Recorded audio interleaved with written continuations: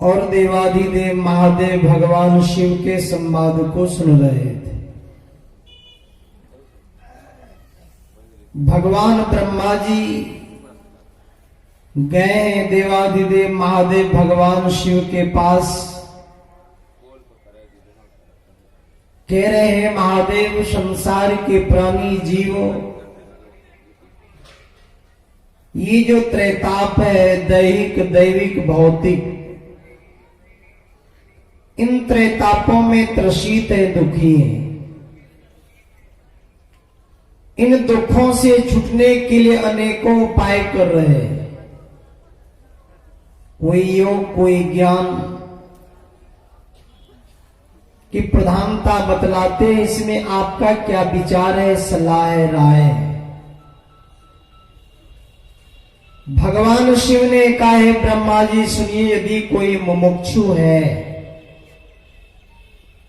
मोक्ष चाहता है, निर्वाण चाहता है, निजात चाहता है, उसे योग और ज्ञान दोनों का अवलंब लेना पड़ेगा।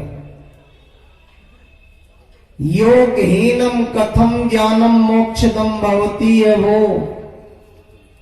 योगोऽपि ज्ञानहीनस्तु न क्षमो मोक्ष कर्मणि तस्माज ज्ञानम च योगम च मुमुक्षुर्द्रम्यसेत। यदि कोई मुमुक्षु है, मोक्ष की इच्छा रखता है, तो उसे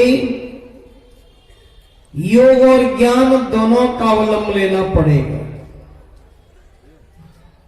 संसार में यदि सबसे बड़ा दुख है, वह दुख है जन्म लेना और मर जाना। शंकराचार्य जी महाराज ने कहा, पुनरपि जन्मम पुनरपि मरणम पुनरपि जननी जठरे शयनम ए संसारे खलु दुस्तारे कृपया पारे पाहि मुरारे। भज गोविंदम गोविंदम भज मूढ़मते। जन्म लेना और मर जाना ये सबसे बड़ा दुख है। इसके लिए योग और ज्ञान दोनों की आवश्यकता है। योग में सुख, वियोग में दुख। हम आपका वियोग किनसे हुआ है? हम आपका वियोग हुआ है परमपिता परमात्मा से। हम लोग भी परमपिता परमात्मा के संग थे निःशब्द में। जब परमात्मा में मौज हुई, एको अहम बहुश्याम, मैं एक हूं अनेक हो जाऊं, तो सृष्टि बनी। निःशब्द से आ गए शब्द में, शब्द से प्रकाश में, प्रकाश से अंधकार में। गोस्वामी जी लिखते विनय पत्रिका में, जीव जब ते हरिते विलगान्यो तब ते देह गे निज जान्यो। माया बस स्वरूप विसरायो ते भ्रम ते नाना दुख पायो। आराध्य देव कहते हैं, तू तत्पर्यो तम माई पीवनी शब्द में, यही ते पड़ी गयो दूर चलो नी शब्द में।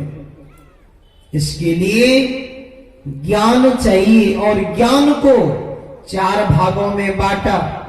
श्रवण ज्ञान, मनन ज्ञान, निधिध्यासन ज्ञान और अंत में अनुभव ज्ञान। योग को 8 अंगों में विभाजित किया। यम, नियम, आसन, प्राणायाम, प्रत्याहार, धारणा, ध्यान, समाधि। यह योग जीवन काल में चाहिए, मरने के बाद नहीं। योग पैर है तो ज्ञान नेत्र है। एक नगर में आग लग गई, आग की लपट बहुत तेजी से बढ़ रहा था। उसी नगर में 2 व्यक्ति था, एक अंधा दूसरा लंगड़ा। सब लोग तो आग की लपट से बचने का उपाय कर रहे थे, पर ये दोनों अंधे और लंगड़े दोनों विचार करने लगे, भाई यदि हम लोग निठल्ले बैठे रह जाएंगे, इस आग की लपट में झुलस कर मर जाएंगे।